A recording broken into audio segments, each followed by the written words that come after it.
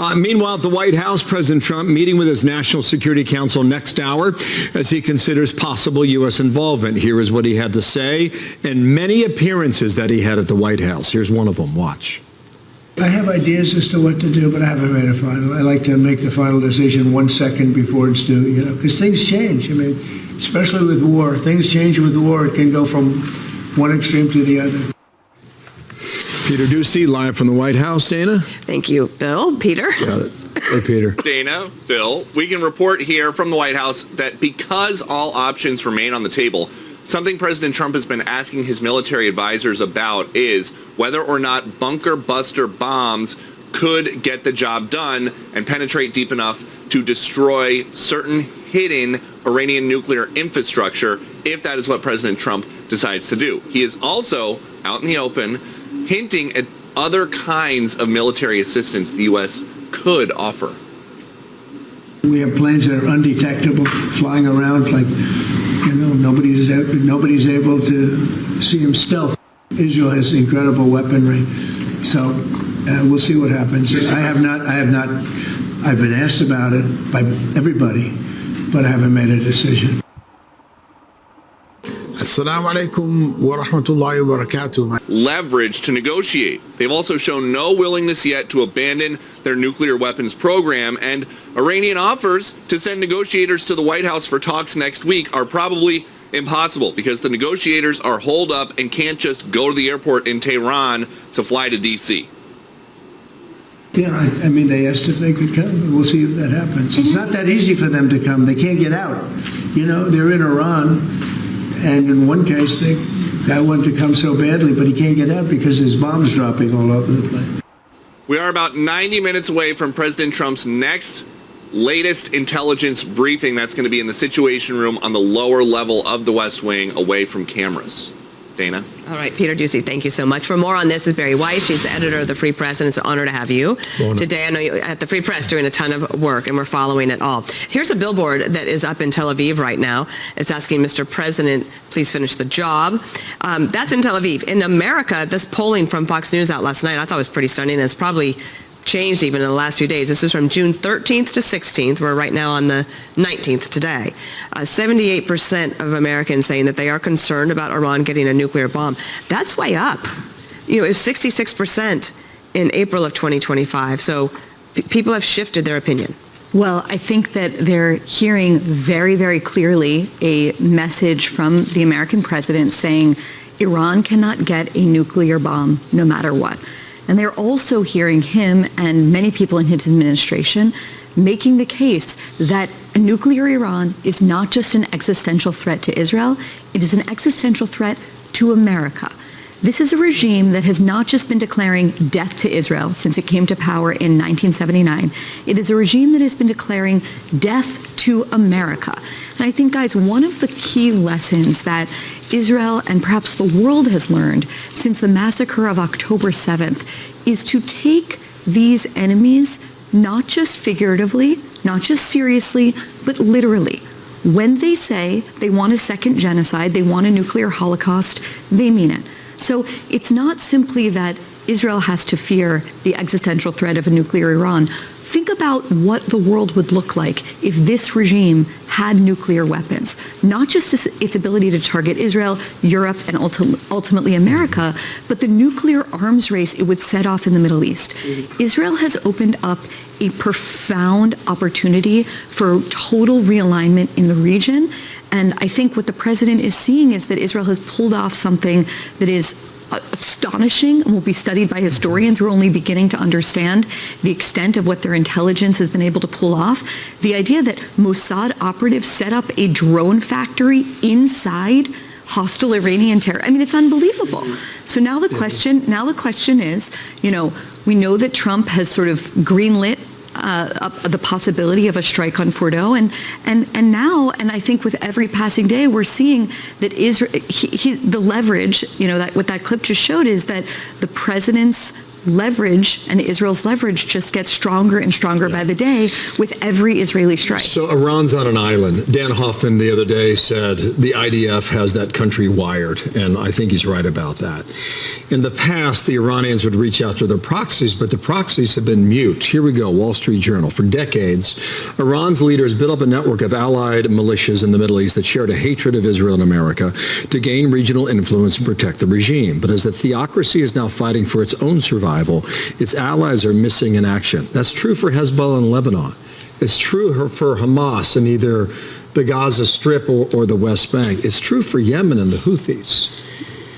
We just had an expert on who said the Iranians' best play should be to retreat to Oman and start talking to save their own lives and their regime. What is Iran's best play, do you think? Well, I mean, the best play is Trump has laid it out. I want total surrender. Either surrender will come with the bombing or the destruction of Fordo, whether that's military commandos on the part of Israel or bombing from America, we don't yet know, or surrender. But he's saying ceasefire isn't enough, I want total surrender. The problem is one of the things that we have learned about the way this regime functions is that you can't trust anything they say. So they might very well go to Amman and say, total surrender, come and under American supervision or IAEA supervision, we will destroy Fordo. But where are we going to be 10 years from now? Where are we going to be 15 years from now as they, raise up a new generation of nuclear scientists and create new, facilities that are capable of doing this? What does this regime have, guys, if not for this ability? Right. What is it? That's their leverage. That's their leverage. That's the whole game for them. Khamenei is 86 years old. He is, do we really think that he's going to give this up? I mean, I think that's the question hanging over everything right now. One thing I've been wanting to ask somebody like you is, if you think back to when President Trump took the action, and it was bold, to take out Soleimani, because a terrible actor evil person from Iran who had gone after Americans, had American blood on his hands, and Iran did nothing in response, at least nothing spectacular. Obviously, they continued to fight against Israel. They continued to hurt Americans wherever they could find them, but it wasn't like a big spectacular response. Do you get the sense, or based on all of your reporting, that how Israel has been able to degrade the capabilities inside Iran means that they're kind of on their last legs right now? Or do you think that they still have some in reserve with these missile barrages like the one that we saw at the hospital today? I don't think anyone can say. Okay. Are they going to walk with a suitcase and a dirty bomb? Possible. I mean, we've seen what their proxies can do with hand gliders, bicycles, and, on foot coming over the border into Israel. So I would never sit here, and I don't think anyone should ever sit here and underestimate the conniving capabilities of a regime that has genocidal intentions. Am I shocked, as anyone is, by what Israel has managed to do over the past, I've lost track of time, is it 6 days? 7. Of course I am. 7. Guys, they managed to infiltrate with Mossad agents. They managed to, I'm sure you guys saw this, hack the official regime television station, showing women showing their hair, cutting off their hair, with a little symbol in the corner of a roaring lion, which of course is the name of this operation, Operation Rising Lion. So I'm astonished by what Israel has managed to pull off. I think the president is blown away by what Israel has managed to pull off. But, it's Iran. And it has proxies all over the region, and we just don't know. I think also the partisan lines seem to be dissolving, and we just pointed out the polling here in the United States. Democratic Senator John Fetterman is echoing that. He was with us 2 days ago and said this to reporters just yesterday. Okay, so what he's talking about here are the numbers and what they tell us right now about the American people. Roll this.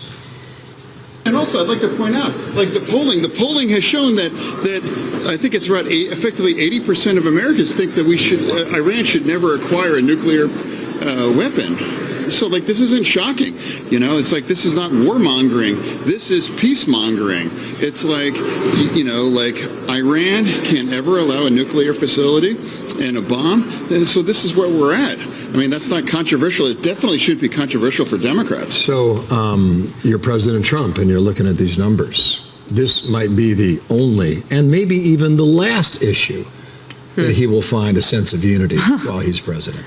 Yeah, I think that there is the polling, not just that Fox poll, but a tremendous amount of polling is showing that Americans, commonsensical Americans, feel a few ways. One, they do not want Iran to have a nuclear weapon. They are extraordinarily concerned about that. They also, and I think this is the majority position as well, don't want American soldiers and boots on the ground in another Middle Eastern war. The beauty of this situation is that's not necessary.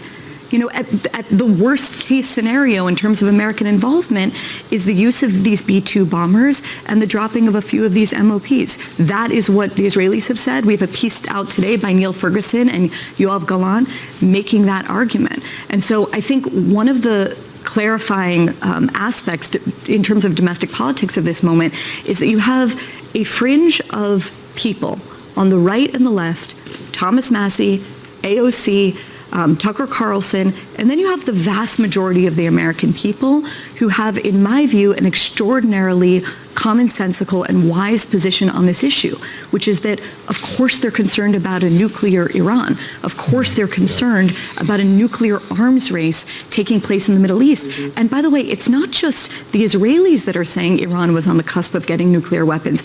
It was CENTCOM saying that Israel was within weeks, if they decided to sprint toward a nuclear weapon, of having enough material for 8 or 9 bombs. Right. So that's how close we It are. appears the Israelis are in control of this matter.